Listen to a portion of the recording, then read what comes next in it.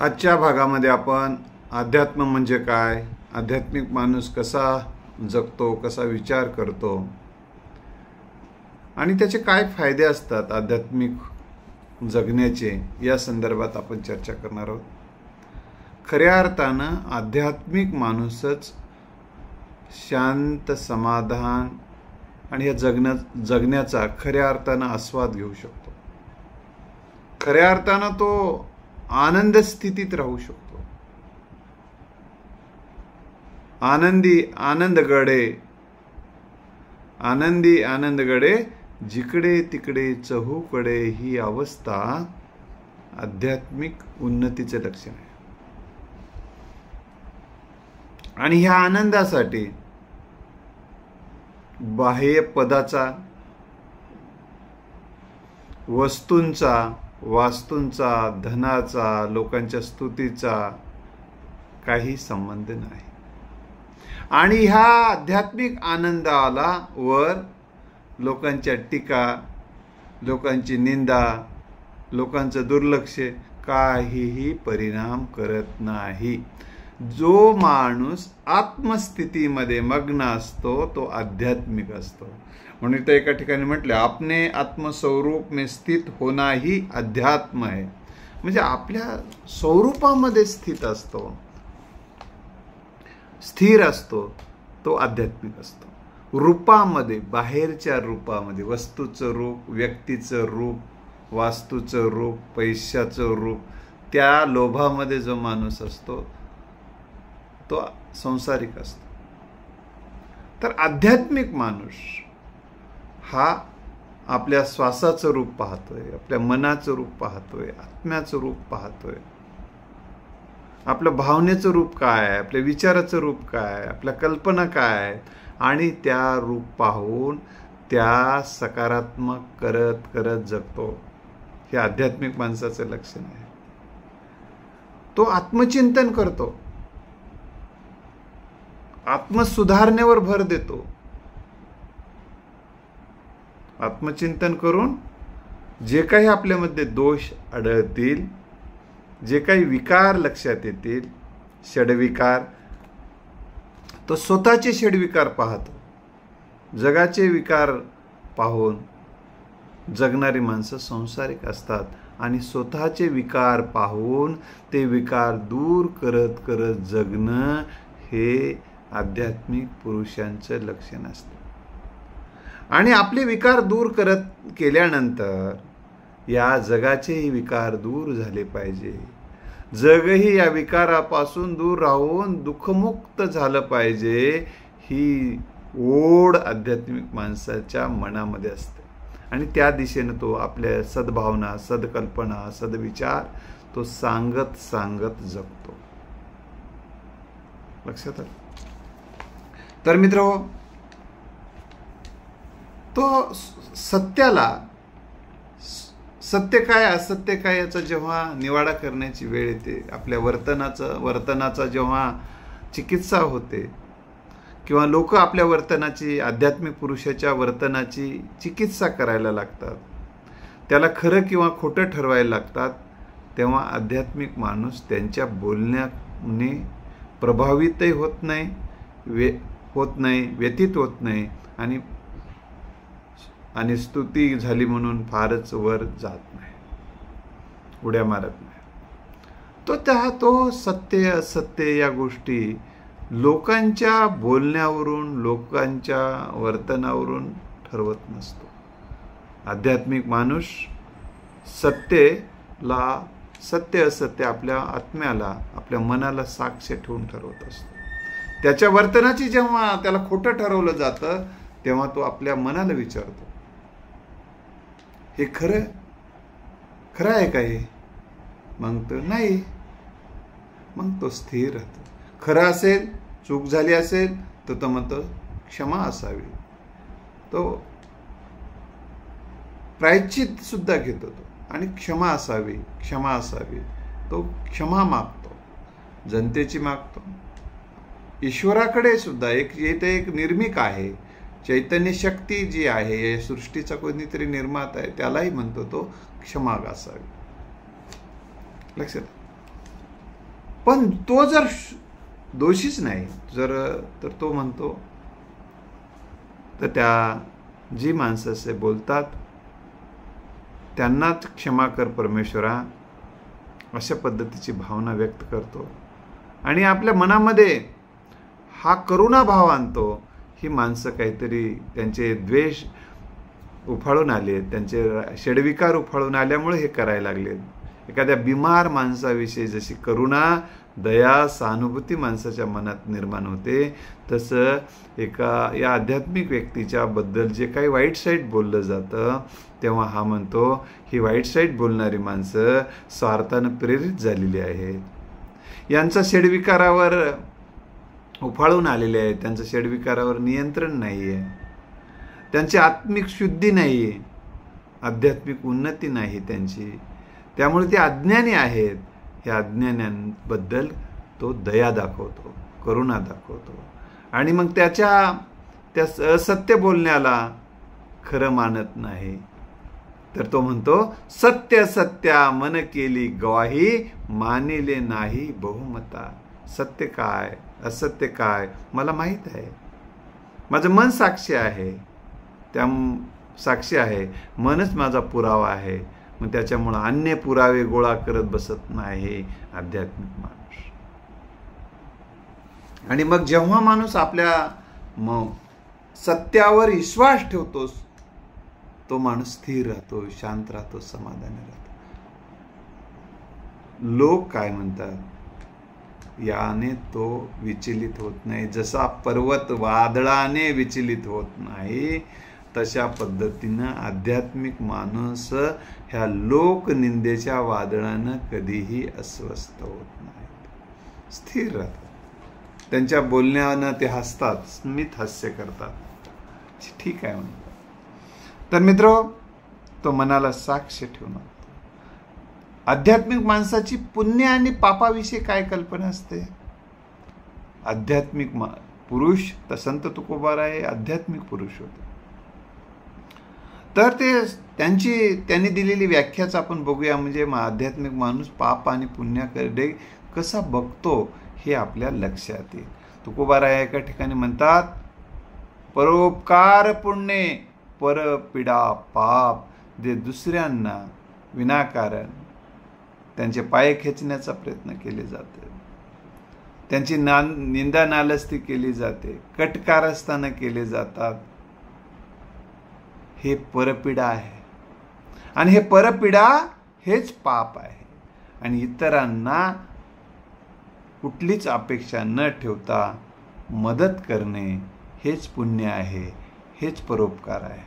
परोपकार पुण्य परपीडा पाप ही जी विचारधारा आहे, ही आध्यात्मिक माणसाची आहे. आध्यात्मिक माणूस बदला घेत नाही, तर बदल घडून आणण्यावर त्याचा भर असतो. संसारिक माणसाचा भर हा बदला कसा घेता येईल यावर असतो. पण आध्यात्मिक माणूस संसारापेक्षा काही वेगळा आहे का, तो या संसारिक जीवनातच राहतो ना तो पण या जसा कमळ पाण्यातच राहतो, चिखलातच राहतो, परंतु त्या चिखलांचा स्पर्श वर होऊ देत नाही.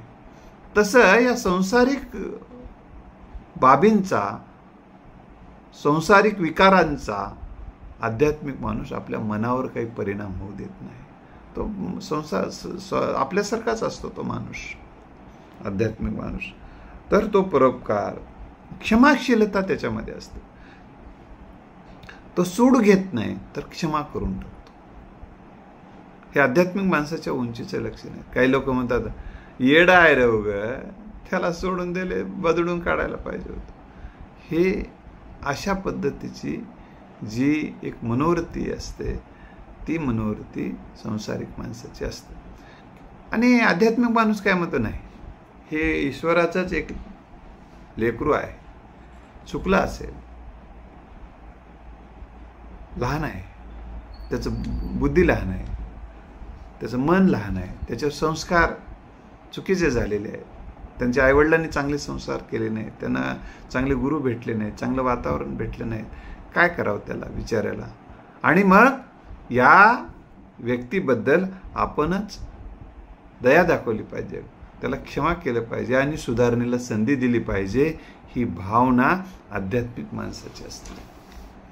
तर मित्रो, आध्यात्मिक माणूस नेहमी शुभ संकल्प करतो, चांगले संकल्प करतो.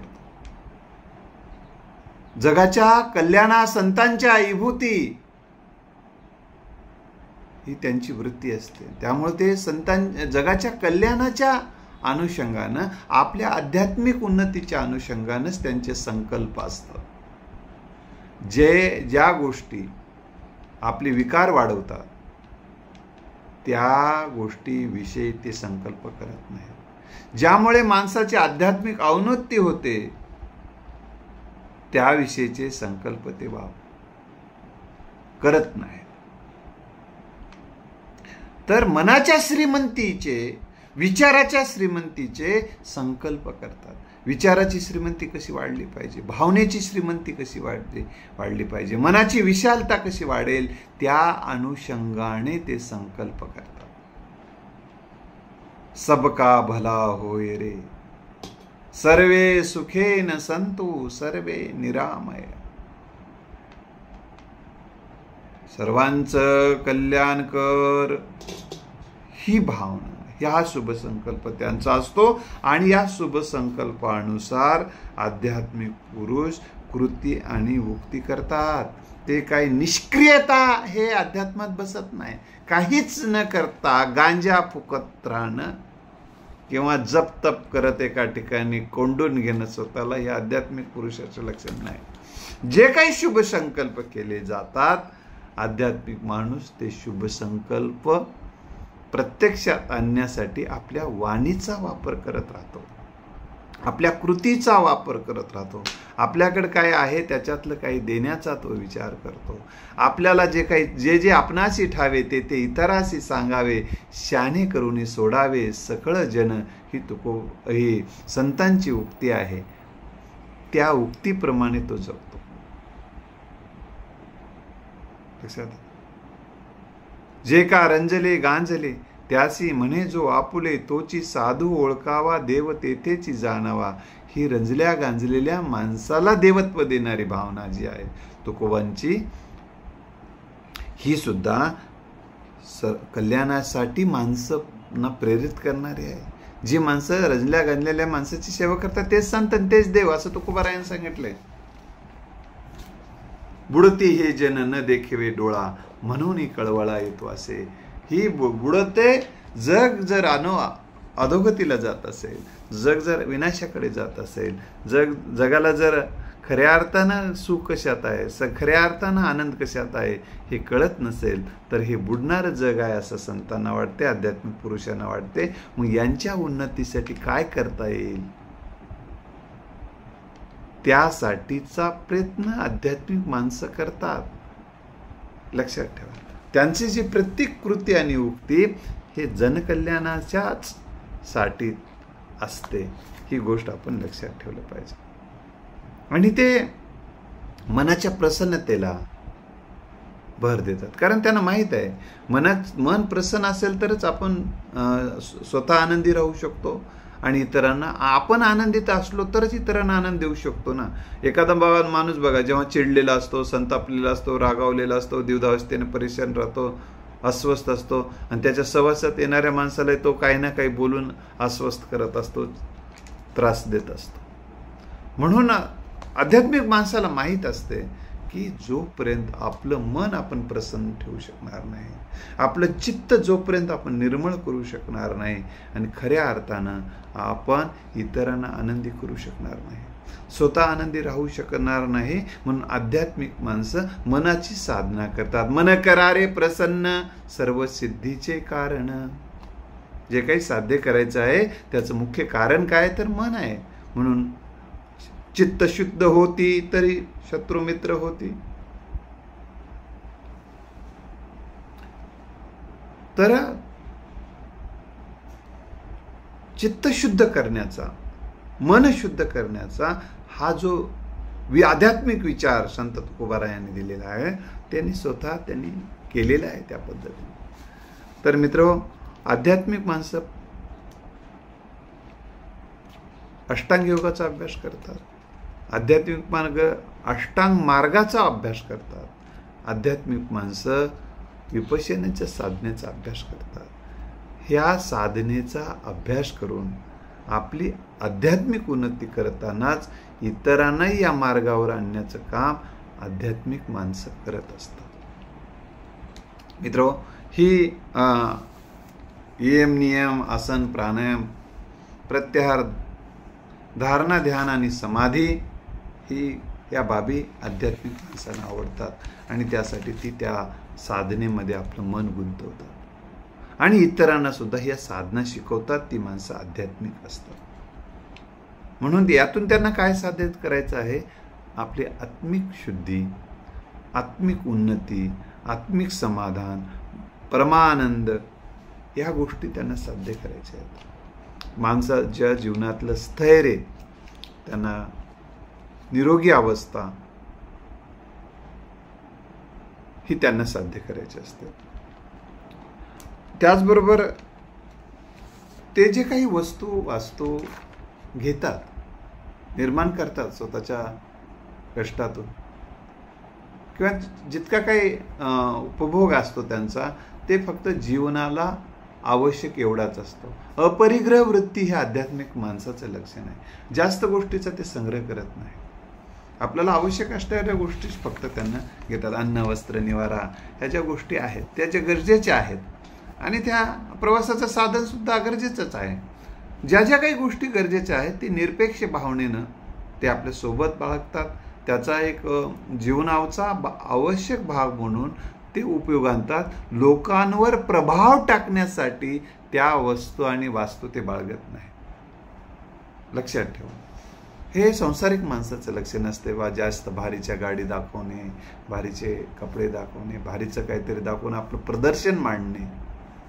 प्रदर्शनावर आध्यात्मिक माणसाचा भर नसतो, आत्मदर्शनावर आध्यात्मिक माणसाचा भर असतो. लक्षात आत्मउन्नतीवर आणि आत्मिक ज्ञान देण्यावर आणि ज्ञान घेण्यावर त्यांचा भर असतो. ही गोष्ट आपण लक्षात ठेवली पाहिजे. तर मित्र,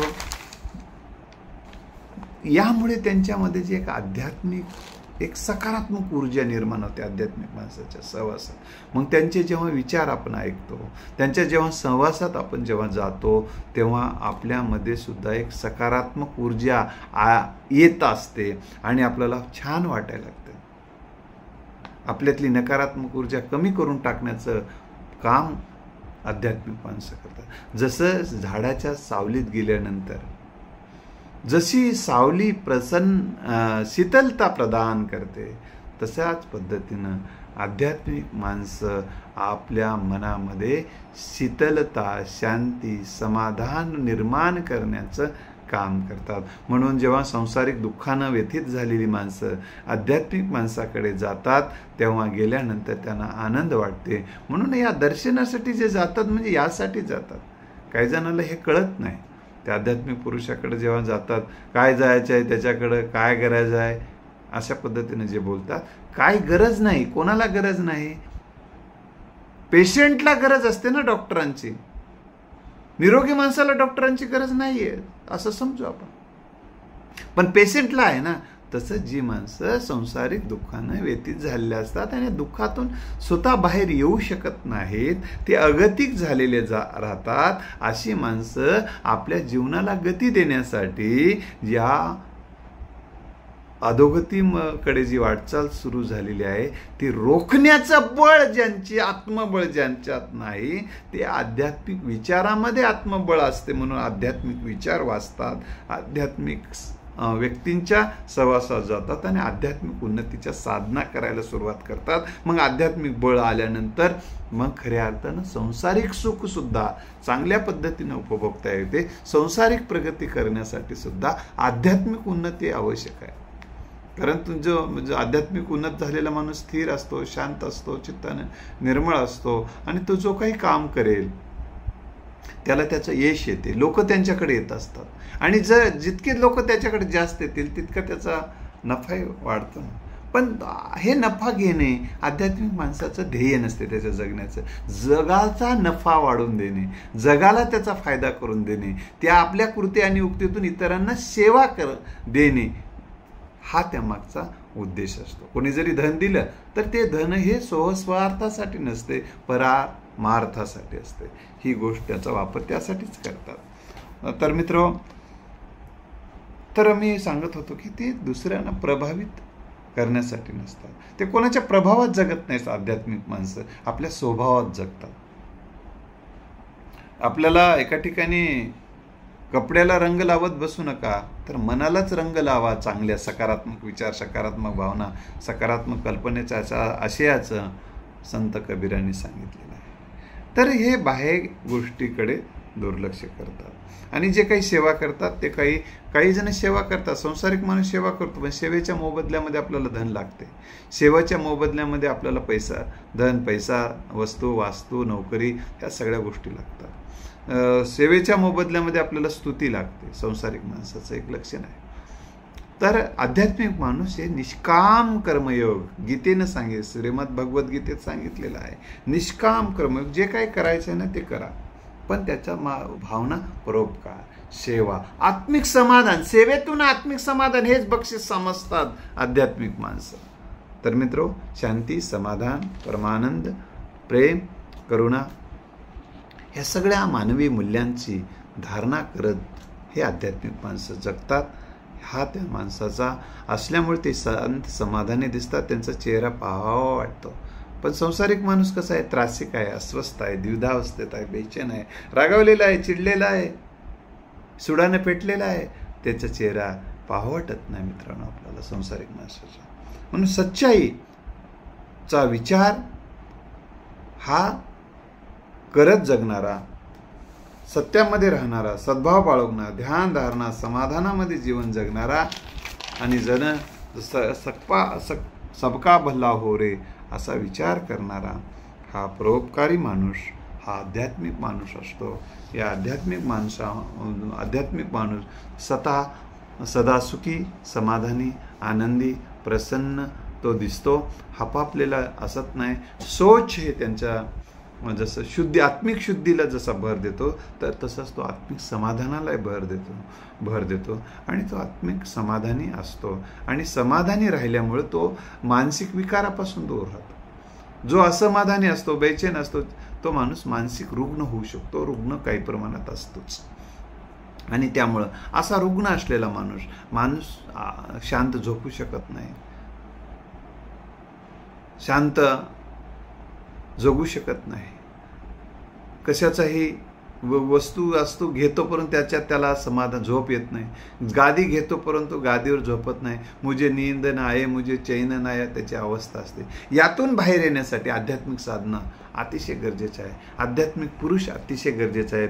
आध्यात्मिक पुरुष आध्यात्मिक साधनेसाठी होकायंत्र ठरतात. म्हणून आध्यात्मिक पुरुषांचे चरित्र वाचणं, आध्यात्मिक पुरुषांच्या सहवासात राहणं, आत्मिक उन्नतीसाठी आत्मपरीक्षण करणं, आत्मचिंतन करणं, आत्मदोष दूर करणं आणि त्या दिशेनं वाटचाल करत जाणं हा आध्यात्मिक प्रवास असतो. आध्यात्मिक प्रवासासाठी तुमच्या मनापासून